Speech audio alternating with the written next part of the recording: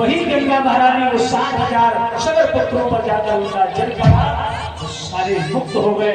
विश्वामित्र कहते हैं वही तुम्हारे वंश के थे भगीरथ, जिनके द्वारा ये पतित पावनी गंगा इस पृथ्वी पर लाई गई है।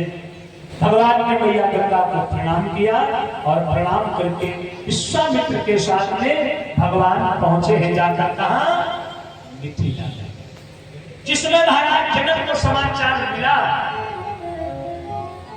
कि विश्वामित्र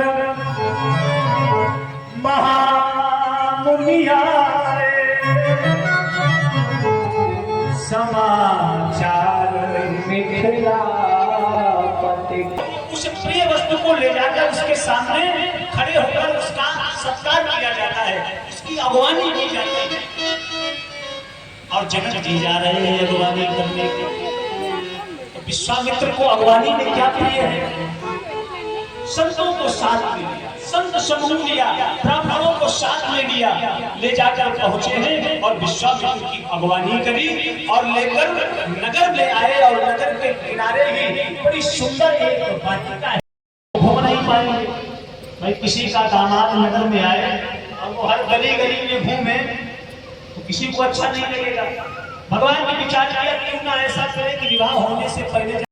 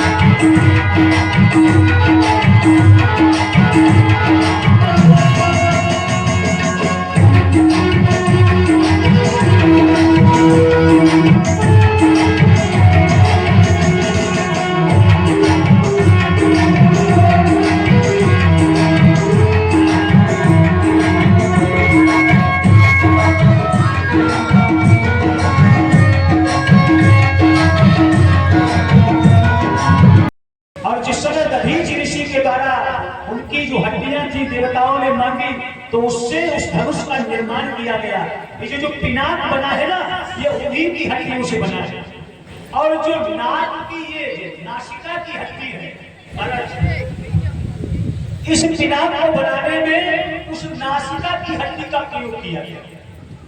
और दधीच ने अपने प्राण नहीं त्यागे। दधीच ने शरीर को अपने अन्न लगाया, गायों को बुलाया गया और गायों ने उनके ऊपरी आवरण को चाट लिया और चाट कर वो अस्थियों से एक तो वज्र बनाया गया, एक ये पिनाक बनाया गया। तो जो उनके प्राण है वो धनुष के मध्य में आज भी, जो नाक की नासिका होती है ना, इसी के मध्य में जो ये केंद्र बिंदु है, तो यहीं पर ध्यानावस्था में थे तो ध्यानावस्था में प्राण यहाँ पर आकर रुक गए। तो आज भी प्राण वहीं पर है। भगवान ने विचार किया कि महाराज दधीच का भी उद्धार करना है, इसलिए मेरे प्रभु ने लेत चढ़ावत गाय जैसे ही उसका गाढ़ापन खींचा और भगवान ने धनुष को मोड़ा।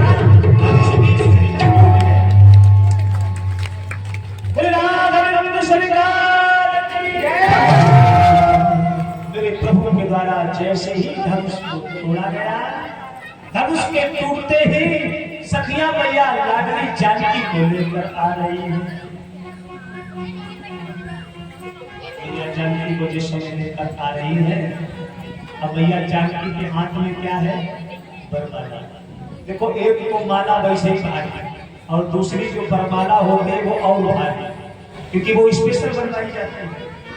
और मैया जानकी तो कितनी सुकुमार है, क्योंकि जो आज तक मैया जानकी कभी जिसने भूमि पर पैर न रखा हो, इतनी कोमल जिनके चरण है। मैया जानकी सखियों के साथ आ रही है और इतनी सुंदर है, इतनी अनुपम छवि है, जगत की जननी है, कितनी सुंदर होगी। पूज्यपाद गोसाई बाबा कहते हैं कि लेखनी लिख नहीं सकती, ये बाणी बखान नहीं कर सकती कि मैया जानकी का रूप कैसा है, क्योंकि कोई अपनी माँ का रूप वर्णन कैसे कर सकता है। इतनी सुंदर जानकी मैया जिस समय आ रही है, सखियों के मध्य में जिस समय आई, हाथ में बरमाला है और सामने राघव सरकार, धनुष तो टूट गया। और जब धनुष टूटा तो दुभी बजाई गई, पुष्प वर्षा होने लगी। और राघव जी हमारे राजकुमार हैं, एक तो मैया जानकी से बड़े हैं, लंबे हैं, और दूसरा राजकुमार है तो मुकुट लगाए हैं और धनुष तोड़ दिया है, इसलिए आप जमीन पर नहीं चौकी पर खड़े हैं। मुकुट और तीसरा चोटी। और जिस समय मैया जानकी सामने आई, सखियों ने कहा झुको, क्योंकि माला पहनाई जाएगी तो भैया झुकना पड़ेगा। राम जी ने कहा तो नहीं झुकने वाले, हम कौन है? हम सूर्यवंशी हैं और हम सूर्यवंशी आज तक कभी झुके नहीं। माला डालनी है तो इसे डालो। सखियों ने कहा यहाँ आके अच्छे अच्छे झुकते, जो विवाह का समय आता है ना, जो जीवन में कभी नहीं झुकते हैं, जो कहते हम आज तक कभी झुके ही नहीं, विवाह का समय आते सबसे पहले करते।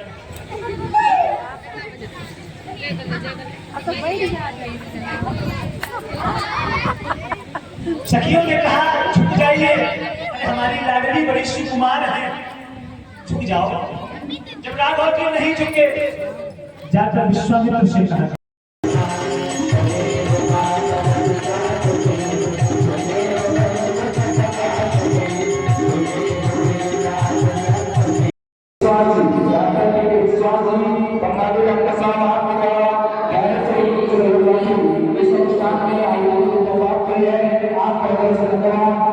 आप